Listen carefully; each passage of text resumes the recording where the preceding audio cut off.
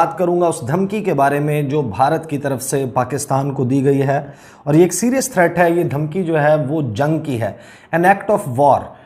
एक ऐसा जंगी अमल जो कि इंडिया माजी में भी कहता रहा है, और एक मरतबा फिर अब इंडिया के वज़ीर दिफा राजनाथ सिंह ने एक स्टेटमेंट दी है पाकिस्तान से मुतल्लिक। उसके ऊपर फिर शहबाज शरीफ की हुकूमत, आपको मालूम है कि पाकिस्तान में अब एक नई हुकूमत मौजूद है और दफ्तर खारजा जाहिर है कि अब एक नई हुकूमत की पॉलिसीज़ को लेकर चल रहा है। India will not hesitate to cross border if terrorists target country from outside, यानी कि सीमा पार कार्रवाई में संकोच नहीं करेंगे।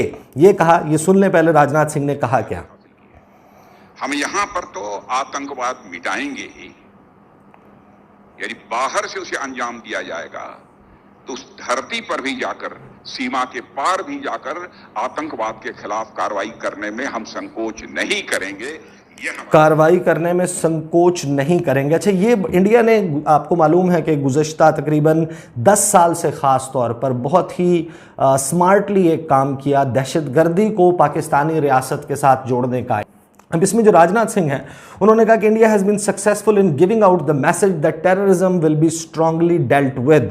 We will not hesitate to cross borders if the country is targeted from outside। तो इंडिया ने क्या किया, इंडिया ने 10 साल लगाए और पूरी दुनिया में ये शोर मचाना शुरू किया, पाकिस्तान दहशतगर्दी करता है। अब ये स्मार्टली उन्होंने किया क्यों, और मैं क्यों कह रहा हूँ स्मार्टली, क्योंकि जो भी दुनिया में फ्रीडम स्ट्रगल्स हैं, जो आज़ादी की जिद्दोजहद है, वो कानूनन जुर्म नहीं है, और उसके लिए मुख्तलिफ मीन्स को अडॉप्ट करना, जो आदिवासी हैं, जो इंडिजिनस पीपल हैं, जो वहाँ के रहने वाले हैं किसी एक खित्ते के, वो अपनी आज़ादी की जिद्दोजहद कर सकते हैं, उसकी अक़वाम मुत्तहिदा के कवानीन में गुंजाइश है।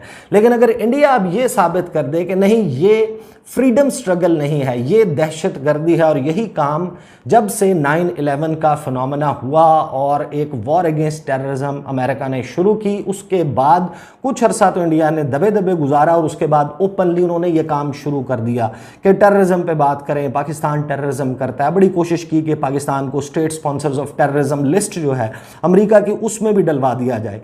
तो अब अगर इस किस्म का कोई प्रोपेगेंडा होता है पाकिस्तान के खिलाफ, तो आपके पास दो ऑप्शंस हैं कि या तो आप उस प्रोपेगेंडा को काउंटर करें, आप उसका जवाब दें, रिकॉर्ड की दुरुस्तगी करें, जब जब ये बात की जाए वो अनआंसर्ड ना जाए, उसके हवाले से आप रिकॉर्ड दुरुस्त करें, या फिर आप ठीक है, फिर आप ये तस्लीम कर लें, आप इस सारी बात को मान लें, क्योंकि इंडिया अपना पॉइंट स्कोर करने में कभी भी जो है वो किसी किस्म की कमजोरी नहीं दिखाता, और यही काम किया। इसके साथ एक काम और हुआ, जो आसाम के चीफ मिनिस्टर हैं हिमांता बिस्वा शर्मा, इन्होंने भी इस तकरीब से खिताब किया। इन्होंने इस तकरीब में जो है पहले बताया कि हमने जो 9 वॉर की जो जंग हुई थी 1971 की, उसमें जो बेवाएं हैं उनको 10 लाख रुपए, 8 जो कैजुअल्टीज़ हुई थी, जो ज़ख्मी हुए थे उनको 5 लाख रुपए ईच, 2 जो हैं वॉर प्रिजनर्स, जो जंगी कैदी थे, उनको 2.5 लाख रुपए, और 86 नंबर ऑफ वॉर वेटरन्स जो हैं उनको 2-2 लाख रुपए दिए। फिर इन्होंने यहाँ पर एक लंबी चौड़ी तकरीर की, और इस तकरीर में उन्होंने कहा कि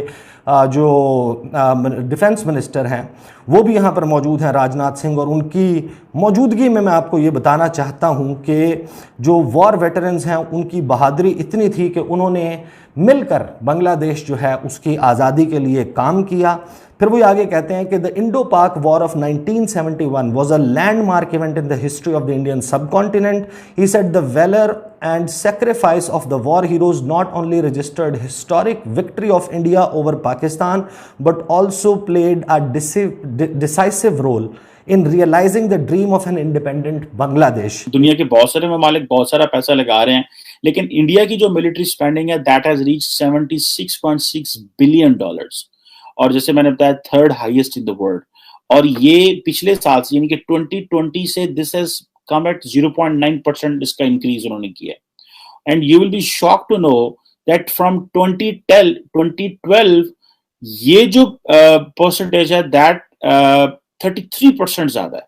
यानी कि 2012 में जितना इंडिया जो डिफेंस पे लगा रहा था उसके 2021 में आ जाए तो ये 33% इंक्रीज, ऑलमोस्ट आप कह लें कि उन्होंने 40% 35% के करीब उन्होंने बजट अपना बढ़ा दिया। 50-50 हो जाना अगले 1-2 सालों में, आप देखिएगा कि 50% तक इंडिया जा रहा है when it comes to few years की आइंदा की बात करो, अभी नहीं। अभी तो जैसे मैंने बताया कि जो 2012 में स्पेंडिंग कर रहा था उससे 33% ज्यादा वो कर रहा है। और क्योंकि इंडिया ने एक पुश लगाया है, उसको कहते हैं एक जो इंडिजिनस आर्म्स इंडस्ट्री की पुश है वो कर रहा है। और अगर आप देखें तो इंडिया जो है वो बड़े पैमाने पे जो है वो एक्विजिशन कर रहा है, वेपन्स के हवाले से खरीद रहा है और ये चीजें वो कर रहे हैं। इंडिया जो है जाहिर बात है इतने बड़े पैमाने पे ये कर रहा है, तो इंडिया की जो इकोनॉमी है मिडल, जिसे आप कह लें कि एक middle income developing market economy है, दुनिया की छठी जो है वो कहा जा रहा है कि जो इंडिया की जो इकोनॉमी है in terms of nominal GDP के हवाले से जो है वो छठे नंबर पे है। फिर यह परचेजिंग पावर पैरिटी के हवाले से दुनिया में तीसरे नंबर पे है। और मैं रिसेंटली देख रहा था आईएमएफ कह रहा है कि ये 8.2% पे ग्रो